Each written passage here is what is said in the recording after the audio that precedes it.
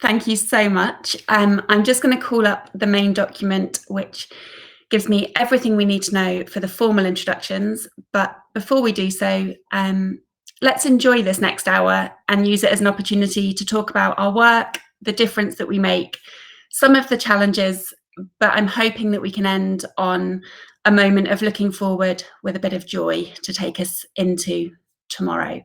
So bear with me 1 second. I've got a formal bit I need to read out. So I'm going to flick over to that and then I'll come back to the more discursive bit.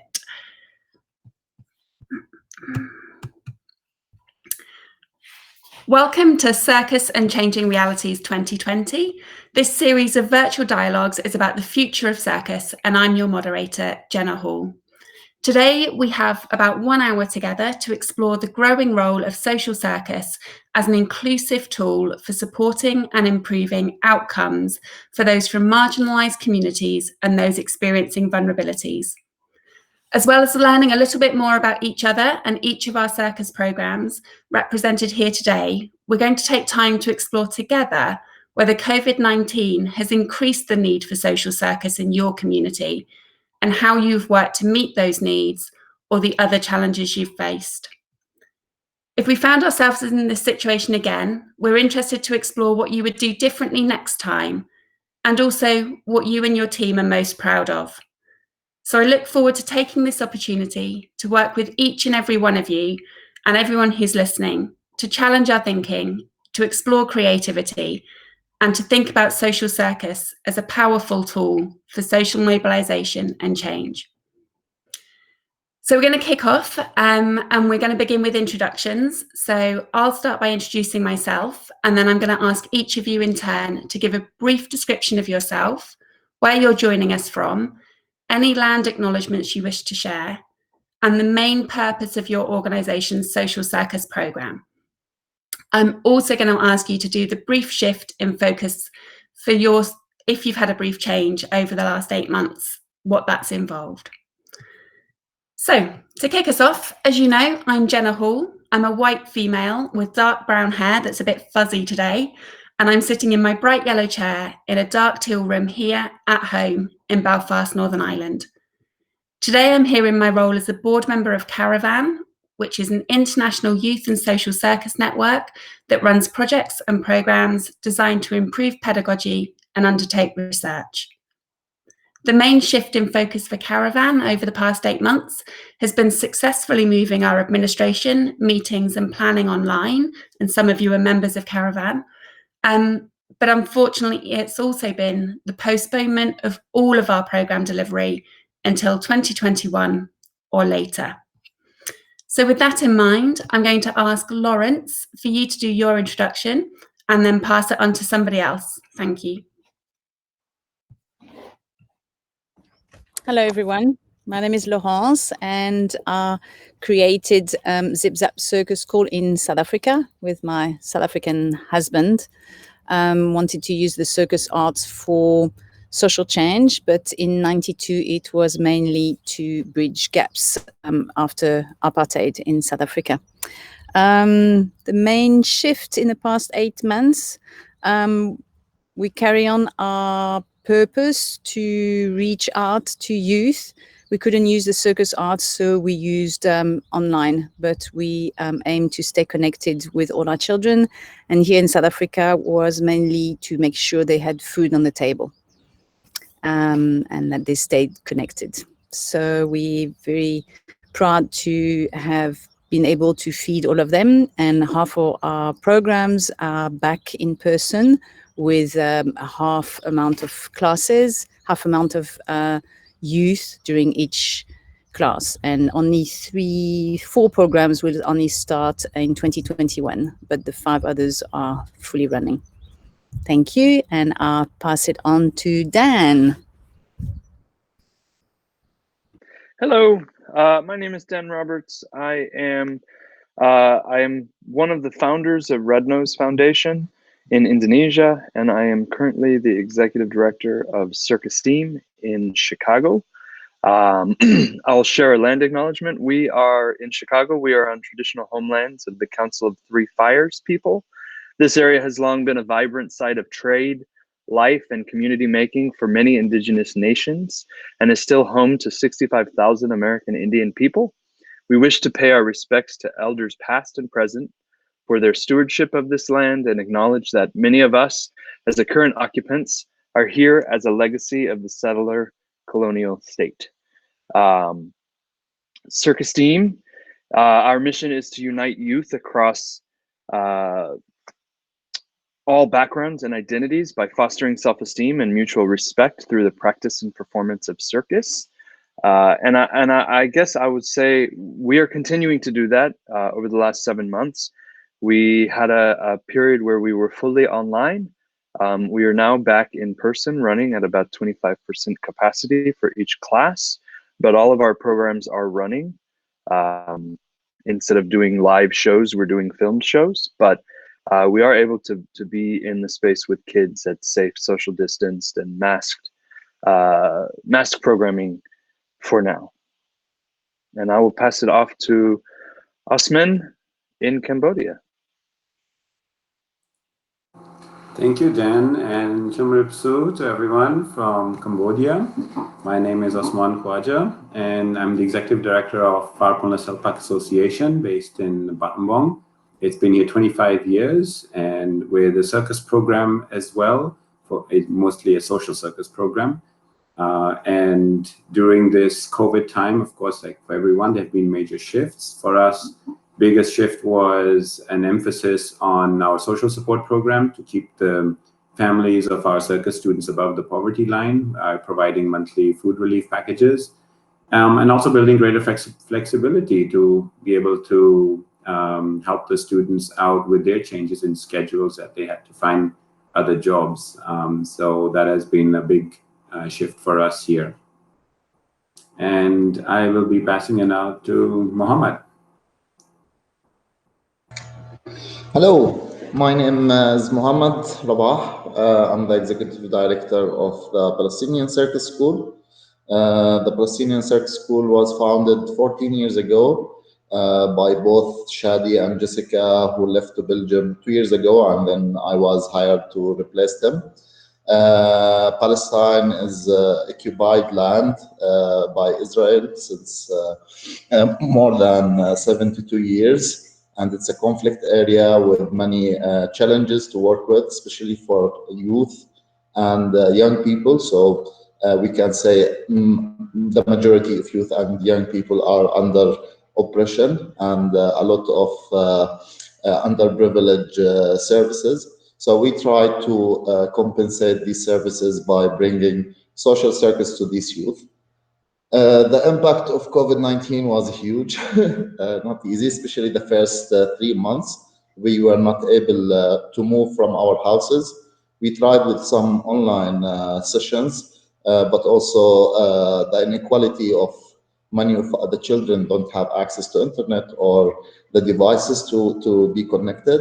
So we tried also to deliver circus equipment to their houses so they can train at home, especially at the first 3 months, but it was very challenging. Since June, we were able to breathe again, to go back to our offices, and we came up with a new strategy that is working till now that I would like to share with you in this panel. Thank you.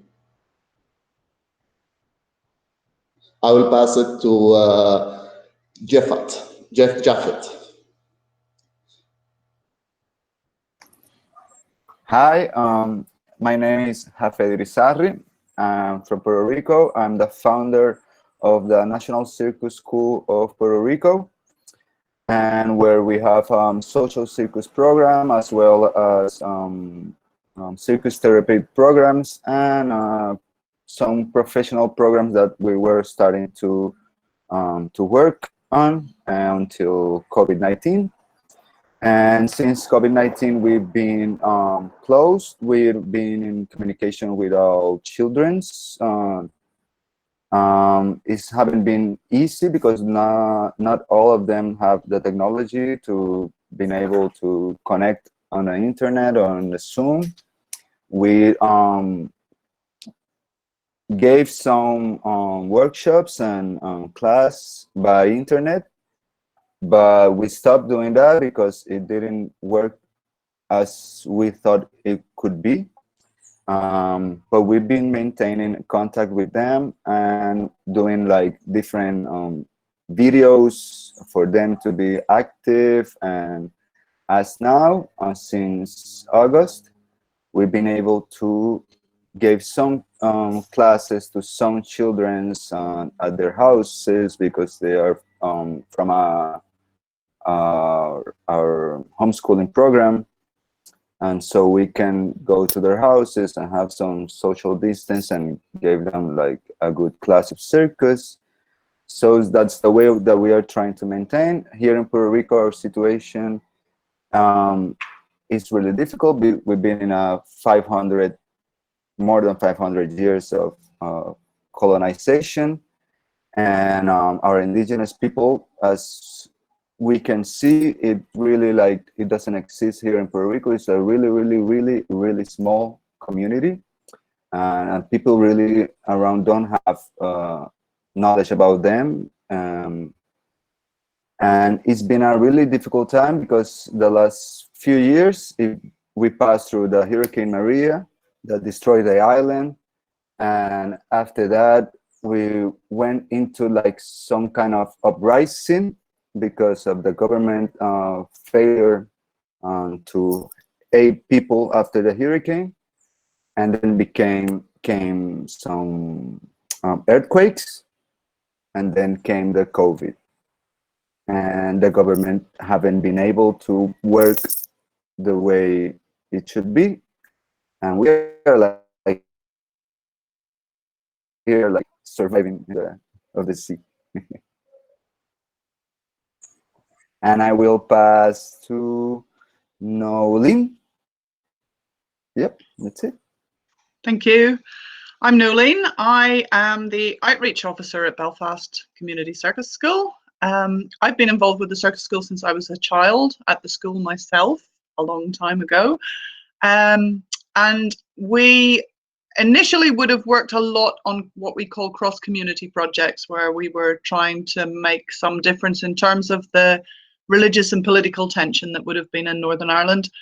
That has eased, it hasn't gone away, it's still a bit of our work, but it has left a legacy of some very marginalized, very poor children, very vulnerable children, and a huge issue of mental health of young people. We have a much higher suicide rate than anywhere else in the UK, which psychologists think has something to do with the past of the area. And we've always used the magic of circus to transform lives and to make that social change. In terms of COVID, we've been closed to our programs for the last 7 months. We're not open yet. We're hoping that's going to be possible soon. Every time we're nearly there, they change the regulations, and there's been that much going backwards and forwards, and we haven't quite got there yet. But what we have done is stayed in contact with our groups and our young people to let them know where we're at, that we haven't forgotten about them, and that we hope to have the doors open soon. And we've all the policies to adapt to all the new rules with COVID in place so that we're ready to go as soon as we can open the doors. And I think, Emmanuel, you are our last person to introduce yourself, so please do. Hello everybody. So my name is Emmanuel. I've been involved in social circus for the past 25 years. Well, just before I go, I say more. I'm going to share land recognition, short one. So I would like to say that the land on which I'm presently are part of the unceded traditional territory of the Kanyen Kehaka, also called Mohawk, a territory which has served as a place of gathering and exchanges between nations over the years. And I would like to say Niawen to the Mohawk nation, which means thank you. So yeah, my name is Emmanuel, involved in social circus for the past 25 years. This last 6 months, last year, I've been supporting a lot social circus around Canada and Latin America mostly. I am now presently working with the research center, called CRITAC at the National Circus School of Montreal, and mostly in social innovation. So I can say there's many things happening. Many projects are doing amazing things to reach the youth. There is this COVID pandemic, but there's another pandemic, at least in Canada, but I think around the world, which is kind of a mental health pandemic going on. And so a lot of circus artists, circus instructors, and youth, more than everything, are struggling with mental issues. So trying to support and find innovation has been something that I'm trying to do, and helping project to find solutions to this. So very happy to be here, and merci beaucoup. Many thanks, and thank you to everyone for your thorough introductions, but also keeping us to time so far. Long may it continue. In terms of full disclosure, before we get started, I am here today as my Caravan board member hat, but I also work with Nolene in Belfast in Northern Ireland. So obviously have a connection there in terms of the programmes and the work that Nolene and the team deliver. I'm going to kick us off with our first question, and Osman, I'm going to come to you initially, and then we'll follow it up with other people's responses. I know that you've been running a fairly full and much needed programme over the course of the last kind of few months. Could you tell us a little bit more about that work you've done and the changes that you've seen in the needs in the community that your work is doing, and what's the difference that that's been able to make? Sure. Thanks, Jenna.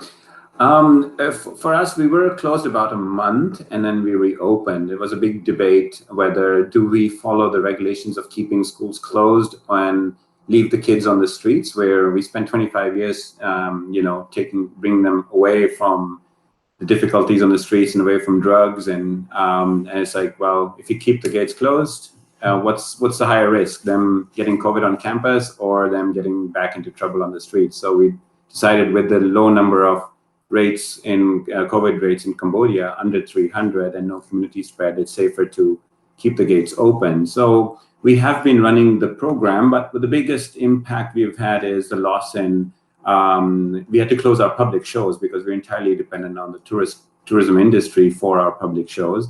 And they were a key part of our social circus program, because all our students coming from more socioeconomic disadvantaged backgrounds, they were dependent on the shows for an income to support their families and their siblings.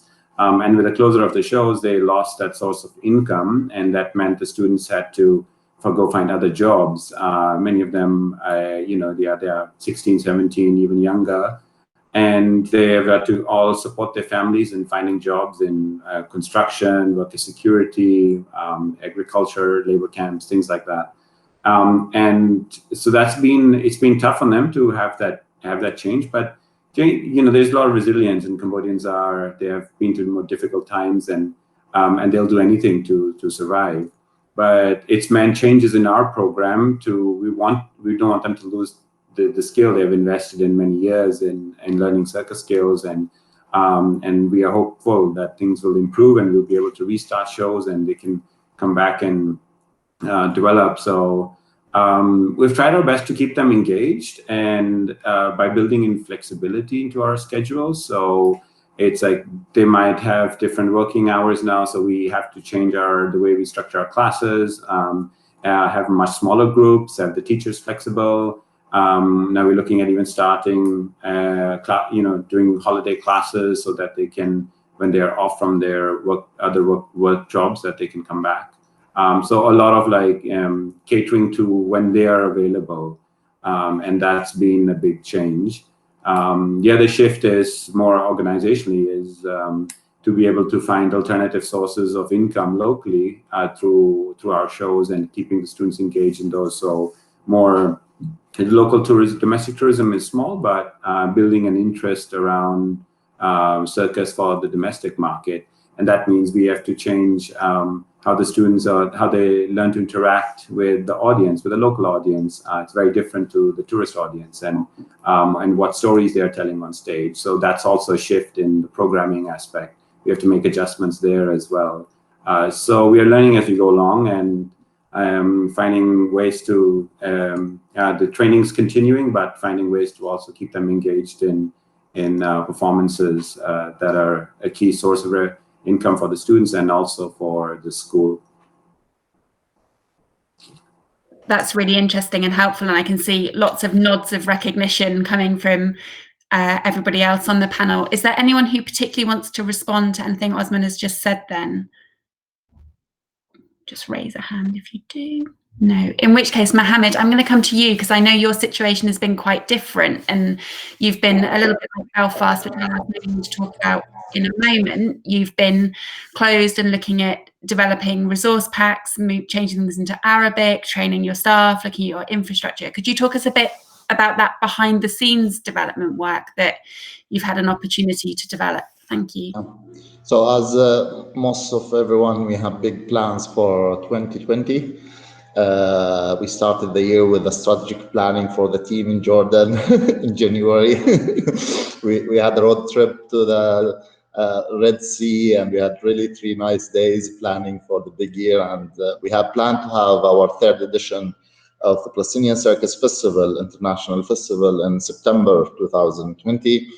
And to reach more community, as we try to build the training of trainers program, and to reach more like marginalized areas like Tulkarem, which is a city in the north of West Bank, to work more with 3 circus groups in Gaza, and also to work in Jerusalem, where is a wall where we are prevented to enter without a permission.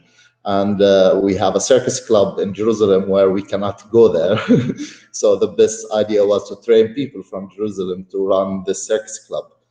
And so starting from June, we realized that most of these things we were not able to do as we planned. So we came up with the new plans. So for the training of trainers program, we did 3 things. The first is to finalize a written manual for each age group. The manual has like 25 circus sessions, starting like from how to start the warming up, some games, and then the technique, and then the briefing and closing the session. And also it includes child protection policy, how to be a social youth worker at the same time a circus trainer. And it has also a section for working with kids with mental disabilities, and also with girls groups if in some conservative societies you are not allowed to work in mixed gender groups. So we finalized this, and then we started to work on online content with short videos teaching the technique for each move, circus move. And now it's started to roll out. The plan is to have like 40 1 to 2 minutes videos with one character, Antar, the Arabic name, where Antar is introducing with other specialists circus techniques. So you have this content, both visual and written. And then we did 10 days training of trainers for 16 trainers from different areas. And starting from September, they started to train in their locations. And we were able to go back to our trainings in our location as well, with less numbers than usual, but at least we are going. And the plan is also to go with a parallel path. In case of any closure, we are ready to do both online and offline circus trainings. Also during the summer, we have our artistic program, which is different a bit than the social circus program.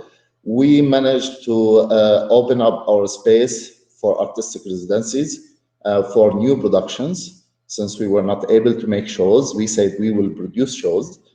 So we have a database of around 30 artists. We managed to produce during summer 8 new circus productions, and we are ready to make our circus festival at any time, only with local shows when it's possible. So that's it for what other plans and alternative plans that we managed to do so far. That's a really interesting oversight of everything you've done. And I think between both Osman and Mohamed's examples so far, I'm hearing that flexibility is essential at the moment, learning from our mistakes, but also the opportunities that are there is really key and important to helping us survive. And you've both, in fact, everyone in their introductions talked about this as well, the importance of knowing how best to keep our communities safe. And that's either by staying open or by actually closing our doors because community transmission of COVID may be too high to open them at the moment. And also, Jenna, you need to think in different ways, like to think about employees and how working hours. Like when we have the artistic residencies, we canceled all the working hour system because some people were working at night, some people were working at 5 a.m. in our place.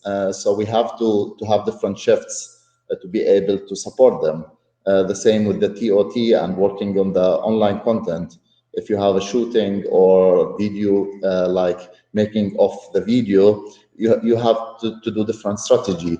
With COVID-19 also, like the groups we are working with, either for the TOT or the artists, instead of spending money on hotels and a place to live and go outside, we booked for them like small apartments to live together. So they are working together and living together for a long duration, so they are not exposed to other people and they are preventing themselves and the circus school. So that's what we try to do, is to think differently about the management also. Absolutely. I think you're completely right, Mohamed. And it picks up on Osman's point earlier around the employment and ensuring that we're able to support our artists to remain in their chosen career rather than having to leave or take other roles. And Nolene, I know I'm just going to ask you to talk briefly about our autism awareness pack that we developed at the start of lockdown, as we would call it in Northern Ireland, from COVID-19, and also around some of the challenges we're facing around kind of keeping artists in employment at the moment. Okay. Just before COVID closed our doors, we had invested a little bit in training some of our staff in some, training most of our staff in some autism awareness, because we've noticed that we have a very high number of our students have a diagnosis of autism. So we wanted to be better able to support them in our ordinary classes rather than specific classes for them. But to make that piece of training meaningful in a long-term basis, as new tutors come on board, as people move in the circus world, as it becomes history in the back of your mind, we always intended to produce a pack that would go alongside that would allow us to continue training people without huge expense in the future, and the resources to help our trainers put their new knowledge into practice. So while we've been closed, that's one of the things that I've been pulling together. We have a communication passport, for example, so a new student coming to class can tell us some information about the best way to communicate with them, what it is that causes autism meltdowns for them, what it is that we can do to see that it might be coming and to help it not happen in the first place, so that the person in charge of their class already has all of that information. So that's now complete and ready as soon as we open our doors to be rolled out with all of our teams that are working with the young people. For our artists, it has been an incredibly difficult time. The government here have put a number of schemes in place for people to replace their lost income. But artists have in Northern Ireland, by and large, fallen through the cracks. They've been the bottom of the pile and most of them haven't received anything from the government so far. So they're hopeful that in the next week they might have some better news. There has been some funding for the arts, for individual artists announced today, but the individuals don't know who's getting what yet. So we've been trying to stay in touch with our freelance team. They're not staff, but they're reliant on us being open to be paid. To keep the team together, to make sure that we're still continuing to support some of their mental health needs and their basic needs, and to try and raise some money directly to be distributed amongst our team to help put food on their tables until there's work for them again. Yeah, and that's been very well received by them, but it's a small drip in the ocean of what they really need to sustain themselves right now. Of course, it's really important to us to do that, not just because we care about the team, but we need them to be there when we open the doors again and not off to work elsewhere. Absolutely, no, thank you. I think the one thing that I want to pull out from, again, each of your introductions and then everything we've just talked about there, is that sense of inequality. And clearly Social Circus is there as a tool through which we can try and reduce inequality and we can try and increase mobility. But I think we're finding in Northern Ireland, and I'll be interested to find out how this balances with the rest of you, around digital inequality has become a really clear factor. And many of you talked about this at the beginning in terms of you tried online processes and they didn't work as you wanted them to, or the skills or the classes didn't connect with your communities. And Hafet, I'm going to come to you first, but I think the particular question I have is twofold. So one is around how have your communities engaged with the classes that you have been able to offer or the skills you have offered, but for your trainers and your artists, how confident have they felt moving their art form from a room onto online? So could you take us through your digital experience? I think we are going to laugh because it's been a hard time, but I had some funny stories about doing the class online and about like trying to, my first focus, because this is like the third time like we are striving to survive because of nature or of something in life. And by the hurricane, we were like trying to get together and to build up Puerto Rico again.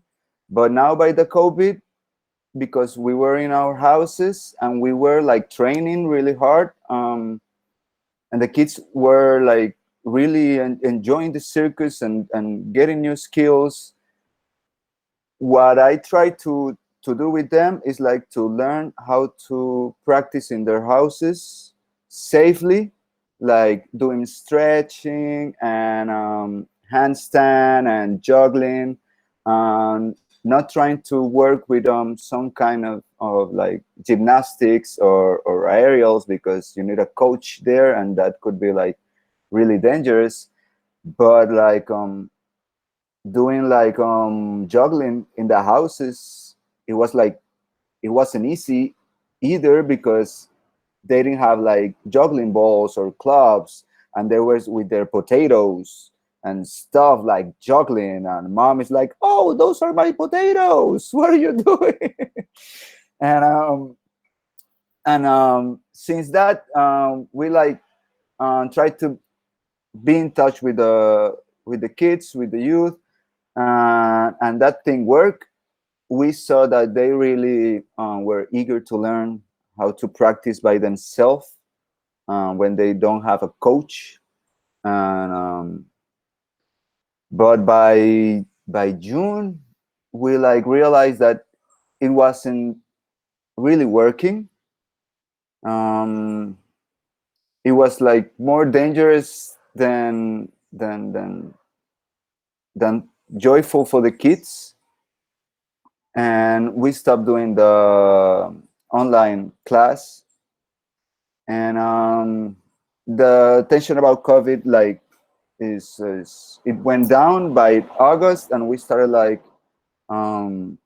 giving the same same class, like how you could train the right way when you are by yourself, but with the coach. I'm like, okay, I'm here, but you are training by yourself. What you can do first, what you should do after that one, what should be your progression.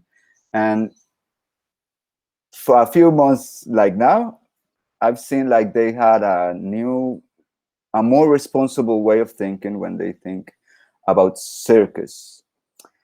And I think that's the internet, it could help, but it's not a coach, and it's really, really dangerous. You have to be like, you have to know what they are the needs if you want to teach them on internet. But it really kept us together at the same time. It really kept us together. Like it was a place where they can touch the ground. Oh, there's Hafed, there's the coach. Okay, we're okay. And that was really awesome to see their smiles and their faces, like, okay, this is happening, but we are together. It's like a really duality thing. Thank you for summarising that for us, Hafed. Dan, you're nodding in a kind of knowing way. It's more dangerous than beneficial, I think, was your one of your phrases, Hafed. Is that something that you recognise, Dan? Yeah, yes, very much so. And we did also do online programming for a few months, but very quickly in the beginning of that, kind of tried to identify what it is that we do at Circus Team, and what's the most important thing we do here. And the circus is not the most important thing. It's the gathering of people together. So our circus classes very quickly turned into gatherings where, you know, they would play games in their houses where you're on a scavenger hunt to find something blue, you know, something that had absolutely nothing to do with circus, but was an opportunity to bring kids in this strange virtual space together, because of that reason, because there's only so much you can do safely. And I mean, juggling, we all assume that is the most safe thing to do, unless you live in a small apartment with, you know, 6 other people. Then all of a sudden your safety in juggling is you're breaking things. You're breaking, you know, picture frames on the wall, or you're throwing a juggling club at your TV, and now now your parents are upset with you. So really, like, that whole world of what's worth doing online, we had a really quick kind of turnaround of that, and had to reevaluate what our intentions behind the virtual programming were. I think that's a brilliant reflection around what is it that we're really here to do. And I certainly think there were glimmers of recognition between everybody to say circus is the tool through which we achieve this. Emmanuel, I'm going to come to you in 1 second after Mohamed, because he just politely raised his hand. No, it's really interesting, because we also had this debate, and also the competition in online content is very huge. Like, you have to compete with YouTube, with social media, with Netflix, with all these things, where there's like a mainstream content that is supported by huge companies, and to show a video that taped by by our like trainers, for them it's like their self-confidence, and then to make it attractable for the children to follow, in addition to what is said about safety and what can be done alone at home, is really interesting. And exactly what really want to achieve. Is it just a connection to keep this connection, and it's about our own satisfactory as organizations, or social circus practitioners, or there's something meaningful there that you want to achieve? Thank you, Mohamed. I think that again reinforces those wider reflections. Emmanuel, is confidence amongst your trainers to take their skills online something that you've seen a lot of, or is it missing? Well, I'm going to talk about social circuses in Quebec, mostly in Montreal. The online was not a big thing. It didn't work much. So a lot of organizations decided not to put too much energy into this. So all the online activity worked very much for the instructors, for the teachers, like the core team of organization, but not so much for the youth, for many different reasons. First, they don't have internet access, or they just get tired of the Zoom thing, or it's summer in Montreal, it's beautiful, they go outside. So there's many different reasons why it didn't work much. So a lot of organizations decide to put their focus and energy on other things. So one of the things was to work on protocol for COVID-proof space. So trying to find kind of a protocol so you could convince the authorities to open spaces. So that protocol went pretty well, actually. So it worked. The only it's kind of a double-sided edges, if I can say. I don't know if that's an English expression, in the sense that now you have a nice protocol, you can open space, but you're used to have like a space for 25 participants, and we used to go up to like 40, 50 sometimes, and now the protocols say you can take 10. And then how you choose and how you select who's going to come in and who's not going to come in. So we talk about inclusion, and then we get stuck. So that's pretty hard. But and then the other things that some organization worked on was to be recognized as essential need. So to really show up the support on mental health and personal development of social circus.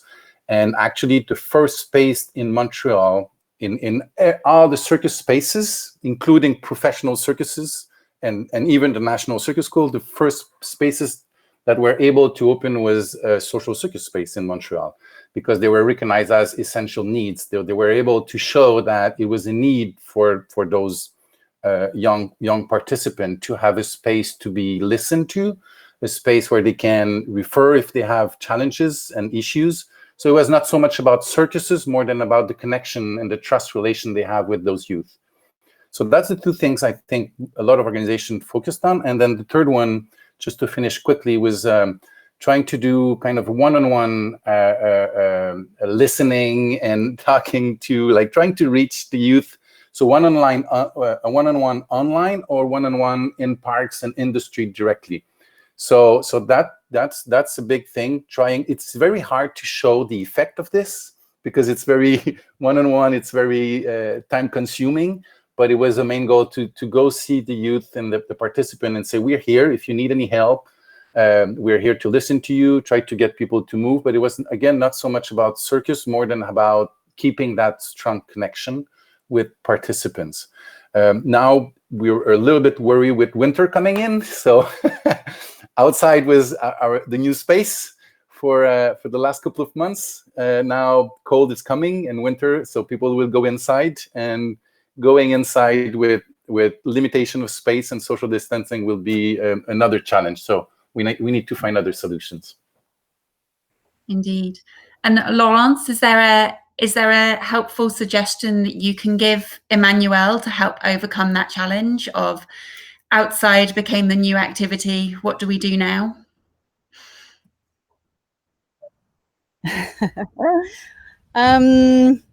Look, I think everybody has found their own solution for their own situation. I'm amazed at the work. I think is very similar everywhere. I think social circus, we here in South Africa, we were the lifeline for the kids.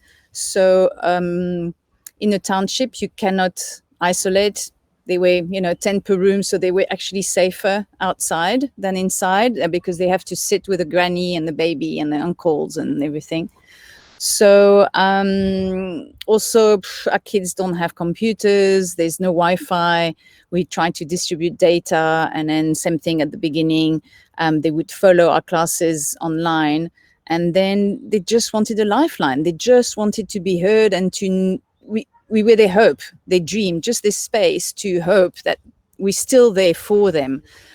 So we switched to direct phone calls, one by one, each instructor having a certain amount of kids to call every day and carry on, what's your needs? And they say they want food, they want to eat.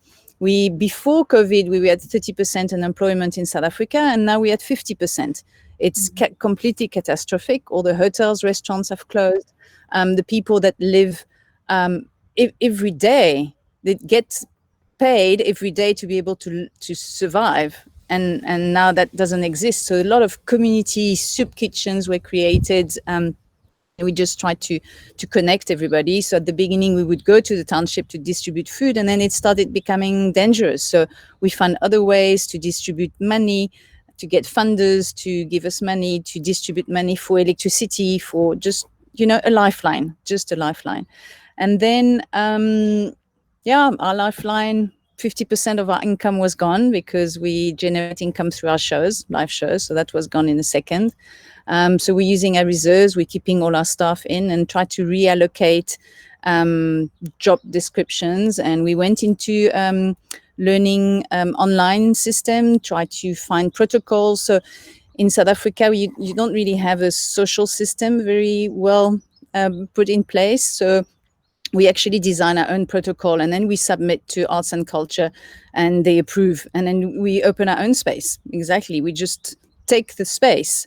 And we did that for our spaces and say, we are a place of safety and we are doing social work and we're going to open, and those are going to be our measures. And as soon as we could open, we open, with restrictions and limitations. And it's we just, and the kids that have the Wi-Fi and the computers, we actually encourage them to follow the classes to get off the screen, and they would have to film themselves and put the whatever they did on the WhatsApp group, and then afterwards, after a few months of that, they all get tired and they just want happy stories. So we would just share joys and little successes and letting them know what's happening and filming what's happening at ZipZap and sending that to the kids. And now we open half of our programs. Look, it's a big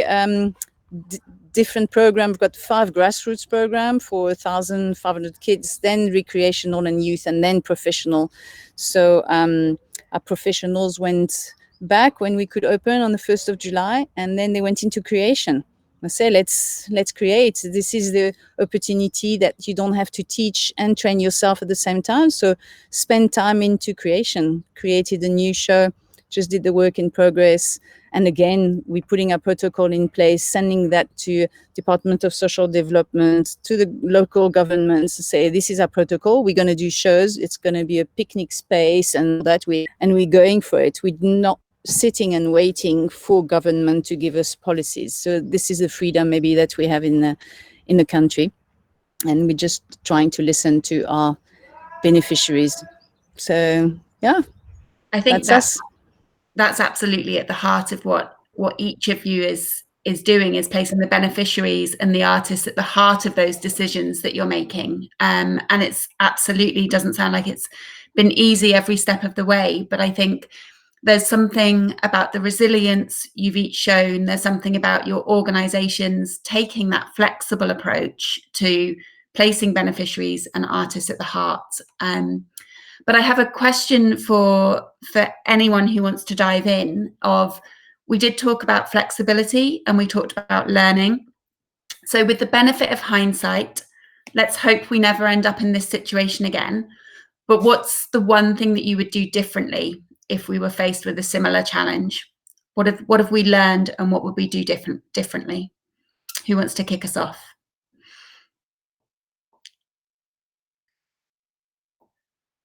Osman, go.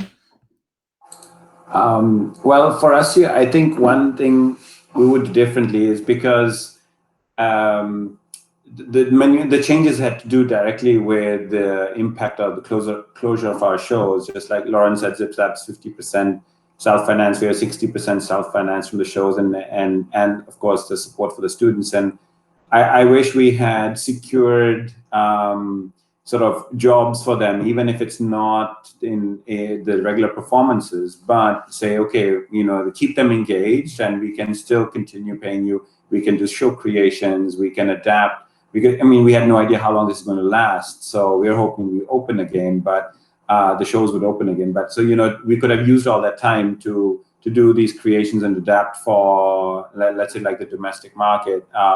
and also do more programming. We started that now. It's just a little too late because some students had already shifted out into other jobs, and then getting them back has been harder because they feel insecure. Well, now you have something for me, but how long will it last? For example, we've been working with other organizations in using Circus as a tool to do shows on the gender-based violence and domestic abuse that has gone up during COVID, and safe migration issues. So we are participating, and now the students are many are back and working on show creations around these topics. But we still have lost some, and I wish we had, in hindsight, kept them engaged and done, still be able to pay them, but do things to keep them here with us. That's great. Thank you so much, Osman. Laurence, you raised your hand. Yeah, what I would do differently is I would engage more with psychologists and therapists to look after the staff a bit better. We try to do group Zoom, and I try to facilitate release of emotions and stuff, but I should have done it once a week, not much more. We were looking after all the beneficiaries, and the staff went through tremendous stress. And while we kept them employed, we thought, that would be enough. We kept the food, we kept you employed, that's great. But they went through extreme anxiety. And yeah, I would take care of my staff a bit better. I think that's a really honest and helpful reflection, Laurence. Thank you. Emmanuel. Well, thank you, Laurence, for putting that out. I think it's fundamental. Something that I see is that we see the strength of the movement, like people get together much more in structures and organizations supporting each other to the online thing, and taking time to think about their staff, like Laurence was saying, or their actions, and taking time to really responding to needs, not getting kind of in a routine. And so I guess on my side would be taking some more step on the side to really think about what we're doing, and to connect with different organizations and different instructors around the world to make sure we can really show the importance of the movements of social circuses. Thank you, Emmanuel. Mohamed. I think we are not finished yet, so there are more lessons to learn.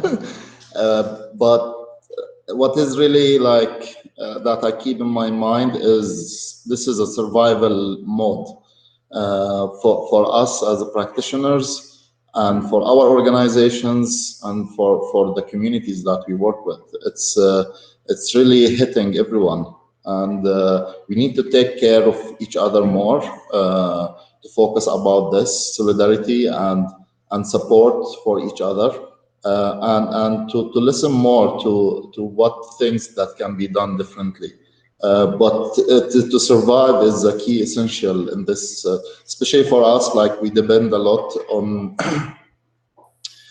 international donations and funding, and project based. So we have to keep applying, and we can see that there is a shift with the priorities, and there is less focus for culture and art, more focus on humanitarian, while we can say that, okay, mental health and psychosocial support, we are doing it, but we still cannot see it's a priority for governments. It's a priority because they are also affected by this. So to survive is not, it's a new skill that we need to learn how to do it. And yeah, both financially and mentally and emotionally.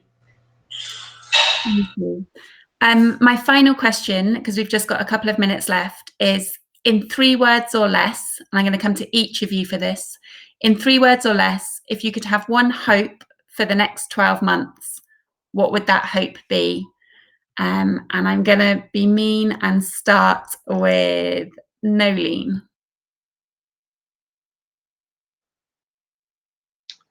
That we can have the doors open. I think it's that straightforward. I think we've reached the point at which we need the doors to be open to have the connection that we need to have with our groups. Absolutely. Perfect. three things that I hope. First, that we can open at least in May, because here in Puerto Rico, I really don't know. I wish that could be in January. Second, that our government look at us, look at artists, look at social work, because it ain't happening. And about now, it's about to come the elections, and it doesn't seem too bright, the future. So I hope it really change for the better, and we can open and have a good social and reopening of Puerto Rico again. Thank you. Mohamed. I hope that we also recognize that what we consider to go back to normal was not normal for many of us, because different kind of oppressions exist, different kind of inequalities and exclusion exist. And I hope that things will be toward going to direction toward of breathing again together in more equal and globally connected societies. Thank you. Dan. Gosh, everybody is taking words right out of my mouth. I hope, if I were to distill to just three words, I hope that we would have health, togetherness, and prosperity in the next 6 to 12 months, and and I'll add a few extra that we can all just hang in there, because I believe it was Mohamed who said that we were surviving, and we need to survive. Like the social circus is in fact an essential service for the youth that we work with. So perhaps my fourth word would be surviving, so that once we get through this, we can get back to what is important with the kids and communities that we serve. Absolutely. Osman. Three words. Well, we'll have to expand a bit, but I would say mostly like build back better, to choose three words, and stronger. I'll add the fourth one. But I think one thing I don't want to forget during this time, there have been many people that have shown a lot of generosity and understanding and kindness in this time. And that's something that I'd like to acknowledge from partners and donors and friends and everyone in the community here. So that's also something I think that gives a lot of hope. And I hope that generosity just continues, and it doesn't just like, okay, now COVID's over, but and back to normal. But that there are many who have gone beyond normal, and I hope that sort of element of kindness and generosity and reaching out, that continues. That's lovely. Thank you. Laurence. I'm going to go for gratitude for all the connections, gratitude for the lessons learned. And the second word is going to be thrive. I think this is the example, the proof that social circus is essential service. So I want all the social circus organization in the world to thrive, and for government to realize what an essential service it is. And the third word is a very South African word. It's called Ubuntu. Ubuntu is the humanity, and I am because of who you are. And that's going to be my third word. Thank you, Laurence. I think Ubuntu, if I've said that correctly, absolutely sums it up for us. Emmanuel, you are last but not least in your three words, hope for the next time. I could repeat everything that people said. So I would go more directly. So my first thought would be get rid of COVID. So get rid of this and pass to something else. Not forgetting, I really like what was saying, into not forgetting the lesson learned from this. So maybe not coming back exactly to the normal, but taking this occasion to transform different things in our communities. That's for sure. And then for sure gratitude and hanging there. Well, I'm repeating what people said, but yeah. No, I really value everybody's kind of collectively pulling together and buying into that concept of. What is your 3 words, Jenna? My 3 words. I think for me, it's let's continue to listen to everybody. Let's take people's feelings on board, and let's build the infrastructure that we need to survive and thrive. So more than 3 words, but kind of 3 concepts. Good on you, Mohamed, for turning it back on me. I think the things that I've heard throughout all of our conversation today has been consistency across whether it's the challenges we're talking about or the opportunities that we have ahead of us. It's about listening to each other well. It's about being flexible in what we offer, but also how we offer it and how we respond to the challenges. There's something really important about trust that keeps coming through, trusting our beneficiaries, trusting our participants, trusting our funders, trusting our audiences, and trusting each other, that together we can work collectively to make a stronger social circus network, a stronger social circus community, and a stronger social circus offer. I like the phrases of build back better. I think that really begins to sum up the powerful nature of the work that we do. And I think there's something really important about recognizing where strength can come out of it, can come out of adversity, but it's rarely easy. And nobody, I think, has had an easy time of it over the last 7 or 8 months, but absolutely everybody has had their own experience, and they're entirely valid. And I think what each of you has brought to this panel today is a really broad insight into the great work that you're doing, the difference that your work is making, whether you've been mainly closed and it's about infrastructure and resources and training and confidence building, or whether it's been out on the kind of community front line working with people who absolutely have needed you to be there. So thank you so much for giving your time so generously, and that generosity of spirit, I think, is something that is absolutely key to our work in the sector. So a huge thanks. We have come in exactly on 1 hour, so thank you all for being precise in your contributions, careful in your answers, and looking out for each other. I've got some mentions to do, so I'm going to wrap those up, but I'm going to ask each of you to stay on the line whilst we bring the recording to a close. But thank you indeed. Circus and Changing Realities is CircusTalk's response to the industry crisis around the world precipitated by the pandemic. CircusTalk is an inclusive, independent, and international online network for the circus industry. CircusTalk's mission is to create a level playing field for this industry and democratize access to information. Please visit our news page to follow our ongoing panel series. And if you haven't subscribed yet, CircusTalk invites you to do so today at CircusTalk.com. Please take advantage of the 60% COVID discount on yearly pro membership.